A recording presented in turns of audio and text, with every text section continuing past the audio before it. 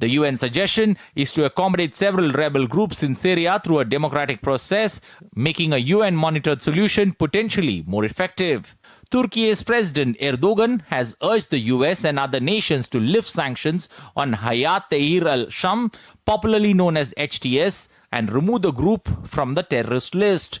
HTS was previously linked to Al-Qaeda but severed ties with the terrorist network in later years. US Secretary of State Anthony Blinken has cautioned HTS to learn from the Taliban's continued global isolation due to its rigid religious views and refusal to adopt democratic and liberal policies for Afghan citizens, minorities and women.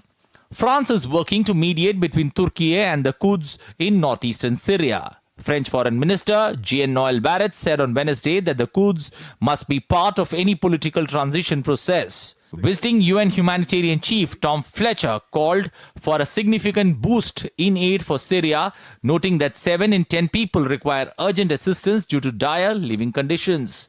As part of his visit, Fletcher met with the representatives of the HTS, including its leader Ahmad al-Shara and interim Prime Minister Mohamed al-Bashir. Positive feedback from these meetings has raised hope about the group's willingness to engage constructively. Another pressing issue in Syria is the desire of millions of Syrian refugees abroad to return to their homeland after years of displacement. They are around 7 million in number and scattered across countries like Turkey, Germany, Iraq, Lebanon, Jordan, Egypt, and even Austria. However, the UN has urged them to regulate their return, advocating a gradual and organized process. A positive sign is that the rebels who are now in control of the war-torn nation appear to be accepting the realities of governance and international expectations. They have accepted they are exhausted from years of conflict and seem open to external advice.